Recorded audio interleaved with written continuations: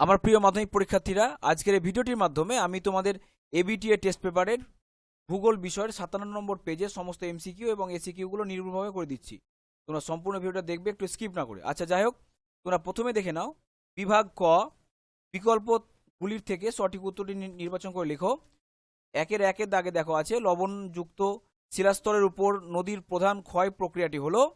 সঠিক উত্তর এখানে হয়ে যাবে দ্রবণ ক্ষয়। অপশন গ ইজ দ্য রাইট অ্যান্সার।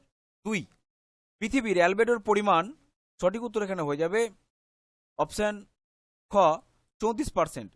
এরপর দেখো 3, ক্যানিয়ন আয় আকৃতির হওয়ার প্রধান কারণ হচ্ছে। সঠিক উত্তর এখানে হয়ে যাবে অপশন গ নদীর নিম্ন ক্ষয়।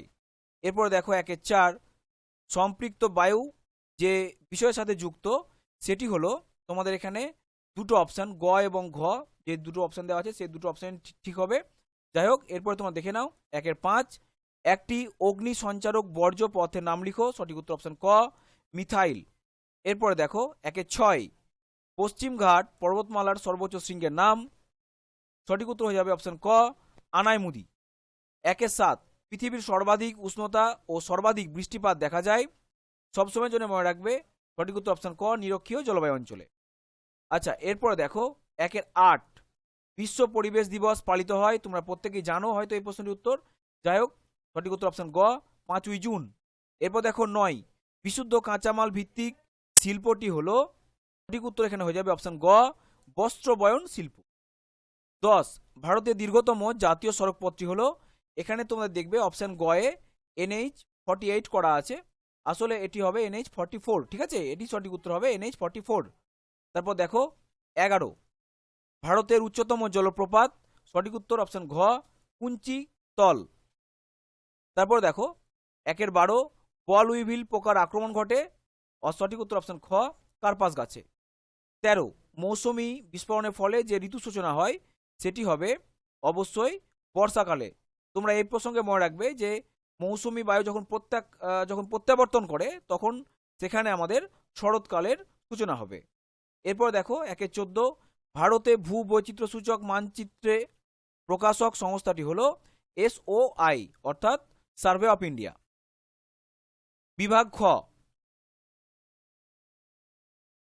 আমরা শুদ্ধ হলে তারপর সহস্র লিখবো এবং অশুদ্ধ হলে আমরা লিখবো অ।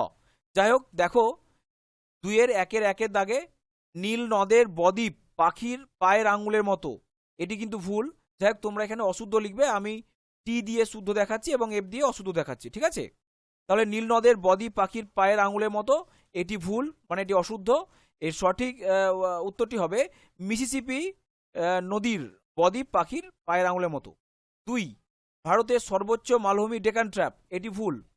আমাদের সঠিক তথ্যটি হবে যে দাক্ষিণাত্য মালভূমি। ঠিক আছে, তারপর দেখো 3, স্ক্র্যাবার পদ্ধতিতে বায়ুর ধোঁয়া ও বর্জ্য নিষ্কাশন করা হয়। হ্যাঁ, এটি সঠিক। 4, টর্নেডো একটি নিয়ত বায়ুপ্রবাহ, এটি ভুল। 5, পিঙ্ক সিটি বলা হয় জয়পুর শহরকে, এটি ঠিক। 6, ডিমের ঝুড়ি ভূমিরূপটি গঠিত হয় নদীর সঞ্চয় কার্যের ফলে, এটি ভুল। আমরা জানি যে হিমবাহের সঞ্চয় কাজের ফলে ডিমের ঝুড়ি ভূমিরূপটি গঠিত হয়। তারপরে 7, দেখো বাতাসে ভাসমান অতি সূক্ষ্ম কঠিন বস্তুকণাকে অ্যারোসোল বলে, এটি ঠিক। এরপরে 2-এর দাগে দেখো বলা হয়েছে উপযুক্ত শব্দ বসিয়ে শূন্যস্থান পূরণ করো। আচ্ছা, প্রথমে দেখো 2-এর দাগে বলা হয়েছে ভারতের হিমালয় একটি ড্যাশ পর্বত, ভঙ্গিল পর্বত। ফ্লাই অ্যাশের প্রধান উৎস হলো শিল্প কলকারখানা এবং আরও হয় অনেক কিছুই। তারপর দেখো 3, শহর থেকে দূরে নিচু খোলা জায়গায় বর্জ্য পদার্থ জমা করাকে আমরা বলবো ভরাটকরণ। 2-4, ভারতের প্রথম পাতাল রেল চালু হয় কলকাতা শহরে। 5, ITCZ দেখা যায় নিরক্ষীয় অঞ্চলে। ব্ল্যাকফুট রোগ হয় আর্সেনিকের প্রভাবে। 7, শীতকালে শিল্পাঞ্চলে জলীয় বাষ্প ঘনীভূত হয়ে ধূলিকণার সাথে মিশে তৈরি হয় ধোঁয়াশা। এরপরে দেখো 2-3 দাগে ভারতের বৃহত্তম নদী দ্বীপটির নাম কি? আচ্ছা, আমরা দেখব যে ভারতের বৃহত্তম নদী দ্বীপটির নাম হচ্ছে কি বলতো, মাজুলি। এরপর 2 নাম্বার, বায়ুর সঞ্চয় কার্যের ফলে গঠিত দুটি ভূমিরূপের নাম লেখো। বালিয়ারি এবং লোয়েস, এই দুটি হচ্ছে বায়ুর সঞ্চয় কাজের ফলে গঠিত ভূমিরূপ।